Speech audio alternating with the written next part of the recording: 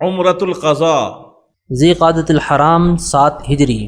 صلح حدیبیہ میں قریش سے معاہدہ ہوا تھا کہ اگلے سال حضرت صلی اللہ علیہ وآلہ وسلم مکہ میں آ کر عمرہ ادا کریں گے اور 3 دن قیام کر کے واپس چلے جائیں گے۔ اس بنا پر حضرت صلی اللہ علیہ وآلہ وسلم نے اس سال عمرہ ادا کرنا چاہا اور اعلان کروا دیا کہ جو لوگ واقعہ حدیبیہ میں شریک تھے ان میں سے کوئی رہ نہ جائے، چنانچہ بجز ان لوگوں کے جو اس اثناء میں دنیا سے جا چکے تھے سب نے یہ سعادت حاصل کی۔ معاہدے میں شرط تھی کہ مسلمان مکہ میں آئیں تو ہتھیار ساتھ نہ لائیں، اس لیے اسلحہ جنگ بطن یاحج میں جو مکہ سے 8 میل دور ہے چھوڑ دیے گئے اور 200 سواروں کا ایک دستہ اسلحے کی حفاظت کے لیے متعین کر دیا گیا۔ حضرت صلی اللہ علیہ وآلہ وسلم لبیک کہتے ہوئے حرم کی طرف بڑھے۔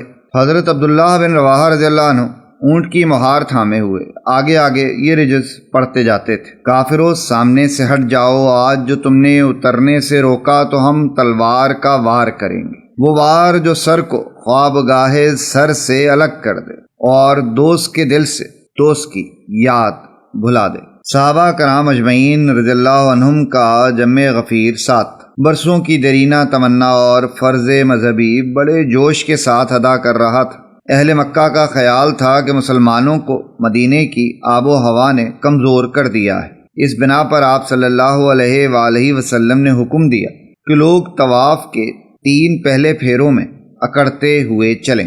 عربی زبان میں اس کو رمل کہتے ہیں، چنانچہ آج تک یہ سنت باقی ہے۔ بعد ازاں کچھ لوگوں کو حکم دیا کہ وہ بطن یاجج چلے جائیں اور جو آدمی اسلحے کی حفاظت کے لیے وہاں چھوڑ دیے گئے تھے وہ آ کر طواف اور سعی کر لیں۔ اہل مکہ نے اگرچہ چاروں ناچار عمرے کی اجازت دے دی تھی، تاہم ان کی آنکھیں اس منظر کے دیکھنے کی تاب نہیں لا سکتی تھیں۔ رؤسائے قریش نے عموماً شہر خالی کر دیا اور پہاڑوں پر چلے گئے۔ 3 دن کے بعد حضرت علی رضی اللہ عنہ کے پاس آئے اور کہا: محمد سے کہہ دو کہ شرط پوری ہو چکی، اب مکہ سے نکل جائیں۔ حضرت علی رضی اللہ عنہ نے حضرت صلی اللہ علیہ وآلہ وسلم سے عرض کی۔ آپ صلی اللہ علیہ وآلہ وسلم اسی وقت روانہ ہو گئے۔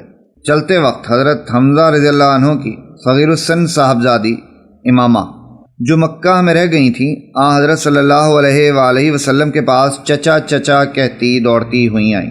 حضرت صلی اللہ علیہ وآلہ وسلم رشتے میں ان کے بھائی تھے، لیکن انہوں نے تعظیماً کہا، اس لیے کہ حضرت صلی اللہ علیہ وآلہ وسلم اور حضرت حمزہ رضی اللہ عنہ دونوں رضائی بھائی تھے۔ حضرت علی رضی اللہ عنہ نے ہاتھوں میں اٹھا لیا، لیکن حضرت جعفر رضی اللہ عنہ، حضرت علی رضی اللہ عنہ کے بھائی اور زید بن حارثہ نے اپنے دعوے پیش کیے۔ حضرت جعفر رضی اللہ عنہ کہتے تھے کہ یہ میرے چچا کی لڑکی ہے، زید کہتے تھے کہ حمزہ رضی اللہ عنہ میرے مذہبی بھائی تھے، اس رشتے سے یہ میری بھتیجی ہے۔ حضرت علی رضی اللہ عنہ کو دعویٰ تھا کہ میری ہمشیرہ بھی ہے اور پہلے میری ہی گود میں آئی ہے۔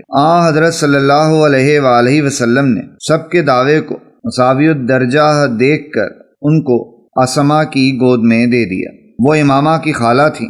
پھر فرمایا کہ خالہ ماں کے برابر ہوتی ہے۔ ادائے عمرہ کے بعد رسول اللہ صلی اللہ علیہ وآلہ وسلم 3 دن تک مکہ میں مقیم رہے اور حضرت میمونہ بن الحارث سے نکاح فرمایا۔